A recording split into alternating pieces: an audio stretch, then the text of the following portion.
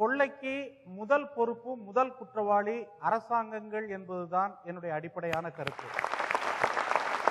2000 ஆண்டுகால சுதந்திர போராட்டத்தில் மக்களுக்கு தரப்பட்ட வாக்குறுதி என்பது விலையற்ற கல்வியை, அனைவருக்குமான ஒரு கல்வியை தருவோம் என்கின்ற வாக்குறுதியைத்தான் சுதந்திரத்திற்கு பின்பு தோன்றிய அரசியல் சட்டம் கொடுத்தது.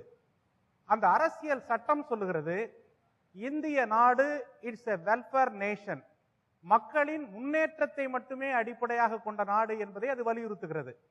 அடித்தளத்தில் வாழக்கூடிய மக்கள், அவருடைய கல்வி, இதுதான் இந்த தேசத்தினுடைய லட்சியம் என்று நாட்டின் விடுதலைக்கு பிறகு அறிவிக்கப்பட்டது.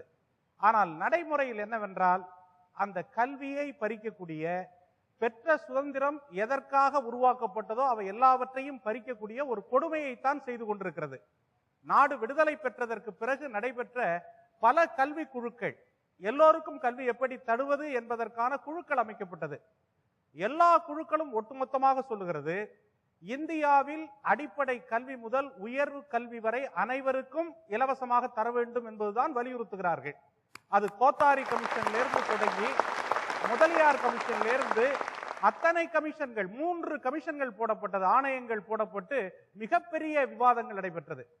அதில் அவர்கள் குறிப்பிட்டு சொல்லுவதெல்லாம், மத்திய அரசு தன்னுடைய வரவு செலவு திட்டத்தில் 10% கல்விக்காக ஒதுக்க வேண்டும் என்று சொன்னார்கள்.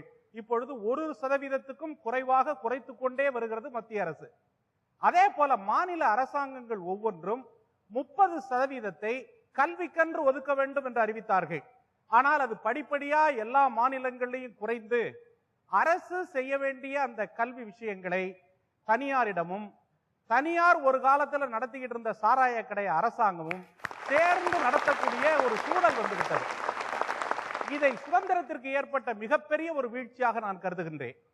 தமிழ்நாட்டை நீங்க எடுத்துக்கிட்டீங்கன்னா கூட, தமிழ்நாட்டில் இன்னைக்கு அனைவருக்கும் இலவச கல்வி, உயர்கல்வி தர வேண்டும் என்றால் கிட்டத்தட்ட 1000 கோடி இருந்தா போதுன்றாங்க.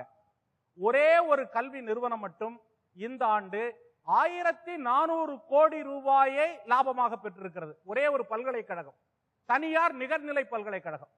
ஏன் அரசாங்கம் 1 லட்சம் ரூபாய், 1.5 லட்சம் ரூபாய் கிட்டத்தட்ட பட்ஜெட்டை 1.5 லட்சம் ரூபாய் வரவு செலவு திட்டத்தை நடத்தக்கூடிய ஒரு அரசாங்கம் ஒரு 1000 கோடி ரூபாயை கல்விக்கென்று, உயர்கல்விக்கென்று, மாணவர்களின் இலவச கல்விக்கென்று ஏன் ஒதுக்கக்கூடாது? உயர்கல்வி, அது இன்ஜினியரா இருக்கலாம், டாக்டரா இருக்கலாம், என்ன வேணாலும் இருக்கலாம், ஏன் செய்யக்கூடாது? இது மிகவும் வன்மையாக கண்டிக்கக்கூடிய ஒரு விஷயமாகத்தான் நான் கருதுகிறேன். மக்கள் தங்களுடைய எழுச்சியின் மூலமாக இதை மாற்ற வேண்டும். உலகத்தில் எந்த நாட்டிலும் இல்லாத நடைமுறை இந்தியாவில் இருக்கிறது. நன்றி.